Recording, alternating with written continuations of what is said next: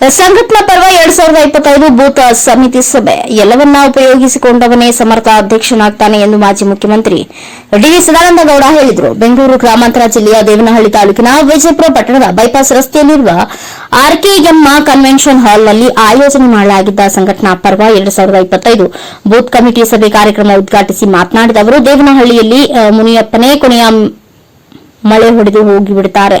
ಇನ್ನು ಮುಂದೆ ದೇವನಹಳ್ಳಿಯಲ್ಲಿ ಕಾಂಗ್ರೆಸ್ ಬರುವುದಿಲ್ಲ ಎಂದರು. ಕ್ಷೇತ್ರದಲ್ಲಿ 2 ಪ್ರಮುಖ ನಗರಗಳು, ಒಂದು ದೇವನಹಳ್ಳಿ, ಇನ್ನೊಂದು ವಿಜಯಪುರ. ಈ 2 ಕಡೆ ಶಕ್ತಿಯನ್ನ ವೃದ್ಧಿ ಮಾಡಲು ಬೇಕಾಗಿರುವುದನ್ನು ಎಲ್ಲರೂ ಸೇರಿಕೊಂಡು ಮಾಡುವಂತೆ ತಿಳಿಸಿದರು. ಕರ್ನಾಟಕದ ಜನತೆ ಭಾರತೀಯ ಜನತಾ ಪಾರ್ಟಿ ಬೇಕು ಎನ್ನುವ ಭಾವನೆ ಇದೆ. ಆದರೆ ಕರ್ನಾಟಕದಲ್ಲಿ ಕಾರ್ಯಕರ್ತರ ಕೊರತೆ ಇಲ್ಲ. ಕಾರ್ಯಕರ್ತರನ್ನ ಒಟ್ಟಿಗೆ ತೆಗೆದುಕೊಂಡು ಹೋಗುವ ನಾಯಕರ ಕೊರತೆ ಇದೆ. ಒಬ್ಬ ಪೂರ್ವ, ಒಬ್ಬ ಪಶ್ಚಿಮ, ಒಬ್ಬ ಉತ್ತರ, ಒಬ್ಬ ದಕ್ಷಿಣ ಅನ್ನೋ ನಾಯಕರುಗಳು ಇದ್ರೆ ಕಾರ್ಯಕರ್ತರಿಗೆ ನೋವಾಗುತ್ತದೆ ಎಂದರು. ಕಾರ್ಯಕ್ರಮ ಉದ್ಘಾಟನೆಗೂ ಮೊದಲು ಕಾಶ್ಮೀರದ ಪಹಲ್ಗಾಮ್ನಲ್ಲಿ ಉಗ್ರರಿಂದ ಮೃತರಾದವರಿಗೆ ಮೌನಾಚರಣೆ ಸಂತಾಪ ಸೂಚಿಸಿದರು. ಇದೇ ವೇಳೆ ಮಾಜಿ ಶಾಸಕ ಜಿ ಚಂದ್ರಣ್ಣ, ನಾರಾಯಣಗೌಡ, ಎಚ್ಎಂ ರವಿಕುಮಾರ್, ಅಂಬರೀಶ್ ಗೌಡ, ನಾಗರಾಜ್ ಸೇರಿದಂತೆ ಇನ್ನು ಅನೇಕರು ಕಾರ್ಯಕರ್ತರು ಉಪಸ್ಥಿತರಿದ್ದರು. Yaliyur Radhakrishna, NKS TV4 news, Devanahalli. ನಮ್ಮ ದೇಶದಲ್ಲಿ ಮಾಡೋದು ಅಂದ್ರೆ ನಮ್ಗೆಲ್ಲ ಅವಮಾನ. ಇವತ್ತು ಎಂತ ಒಂದು ಮೈ ಉಳಿದಿದೆ. ಒಂದ್ ಕಡೆ ಬಾಂಗ್ಲಾದೇಶರು, ಅವ್ರಿಗೆ ನಾವು ದೇಶ ಸಹಾಯ ಮಾಡಿ ಅವ್ರ ದೇಶ ಮುಟ್ಟಿದ್ದು ನಾವು ಸೃಷ್ಟಿ ಮಾಡ್ಬೇಕು. ನಾವು ಭಾರತರು ಪಾಕಿಸ್ತಾನದಿಂದ ಬೇರ್ಪಟ್ಟು ಅವರವರೇ ಇವತ್ತು ನಮಗೆ ತೊಂದರೆ ಕೊಡೋಕೆ ಶುರು ಮಾಡಿದ್ದಾರೆ. ದಯವಿಟ್ಟು ಎಲ್ಲರೂ ತಿಳ್ಕೋಬೇಕು. ಇದರಲ್ಲಿ ನಾವು ದೇಶ ಬಂದಾಗ ನಾವೆಲ್ಲರೂ ಒಂದು, ನಾವೆಲ್ಲರೂ ನಿಮ್ಮ ಸ್ವಂತ ಕೆಲಸದಿಂದ ಏನೇ ಇದ್ರು ಆ ದೇಶಕ್ಕೊಂದಾಗಿ ತವರು ಆ ಸಮಯ ಕೊಡಬೇಕು. ಯಾಕಂದ್ರೆ ನಮ್ಮ ಪಕ್ಷ ಇವತ್ತು ಏನಾದರೂ ಅಧಿಕಾರಕ್ಕೆ ಬಂದ್ರೆ ಈಗ ದೇಶ ಉಳಿಯೋದು. ದಯವಿಟ್ಟು ಇಂಥವ್ರಿಗೆ ಪಾಠ ಕಲಿಸ್ಬೇಕು. ನನ್ನೆಲ್ಲ ಕಾರ್ಯಕರ್ತರು ಅರ್ಥ ಮಾಡ್ಕೊಳ್ಳಿ. ಮುಂದೆ ಇದ್ರ ಬಗ್ಗೆ ಎಲ್ಲ ಚರ್ಚೆ ಮಾಡೋಣ. ಸಮಯ ಇಲ್ಲ. ಈಗ ಸದಾನಂದಗೌಡರು ತಮ್ಮೆಲ್ಲರೂ ಉದ್ದೇಶಿಸಿ ಮಾತನಾಡಬೇಕು ಅಂತ ನಾನು ಕೇಳ್ತೇನೆ. ಎಲ್ಲವನ್ನು ಉಪಯೋಗಿಸಿಕೊಂಡ್ರೆ ಅವರ ಸಮರ್ಥ ಅಧ್ಯಕ್ಷ ಆಗ್ತಾನೆ ಅಂತ ನಾನು ಭಾವಿಸ್ತೇನೆ. ನಾನು ಅವ್ರಿಗೆ ಮಾತಾಡ್ತಾ ಬರ್ತಾ ಇದ್ದೀನಿ.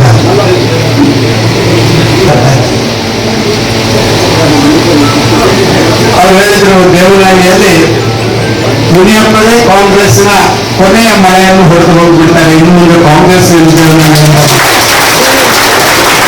ಕ್ಷೇತ್ರದಲ್ಲಿ 2 ಪ್ರಮುಖ ನಗರಗಳು, ಒಂದು ವಿಜಯಪುರ ಮತ್ತೊಂದು ದೇವನಹಳ್ಳಿ.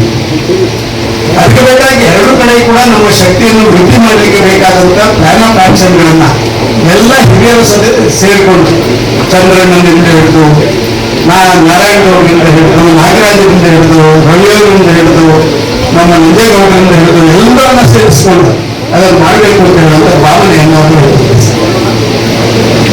ನಾನು ಸುದೀರ್ಘವಾಗಿ ಮಾತಾಡೋದು, ದಯವಿಟ್ಟು ಅಲ್ಲಿ ಯಾರು ಮಾತಾಡಬೇಡಿ. ದಯವಿಟ್ಟು ಭಾರತೀಯ ಜನತಾ ಪಾರ್ಟಿ ಕರ್ನಾಟಕದಲ್ಲಿ ನನ್ನ ಸವಾಲು. ಕರ್ನಾಟಕ ನೂರಾರು ಒಳ್ಳೆ ಕೆಲಸ ಕಾರ್ಯಗಳನ್ನು ನಾವು ಮಾಡಿದ್ದೀವಿ.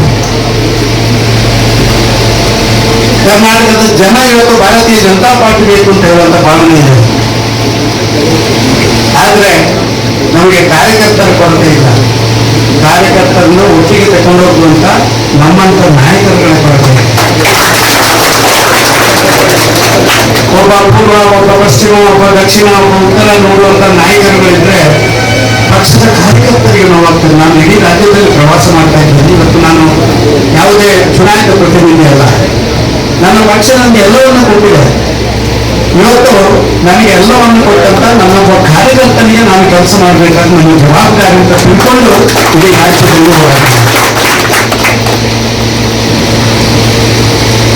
ಕಳೆದ ಬಾರಿ ಚುನಾವಣೆಯಲ್ಲಿ ಭಾರತೀಯ ಜನತಾ ಪಾರ್ಟಿಗೆ ಹಿನ್ನಡೆ ಆಗ್ತದೆ ಅಂತ ಯಾರು ತಿಳ್ಕೊಂಡಿರ್ತೀವಿ.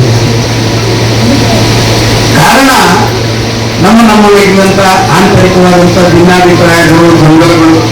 ನಾನು ಖಂಡಿತವಾಗಿ ಹೇಳ್ತಾ ಇದ್ದೇನೆ, ಅವರ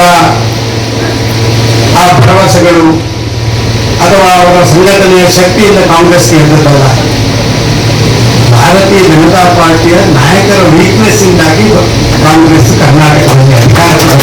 ಇದನ್ನು ನಾನು ಧೈರ್ಯವಾಗಿ ಎಲ್ಲ ಕಡೆ ಹೇಳಲಿಕ್ಕೆ ಇಷ್ಟಪಡ್ತಾ ಇದ್ದೇನೆ. ಈಗ ಇವರಿಗೆ ಬುದ್ಧಿ ಬಂದಿದೆ, ನಾವೆಲ್ಲ ಒಟ್ಟಾಗಬೇಕು, ನಾವೆಲ್ಲ ಒಟ್ಟಾಗಬೇಕು.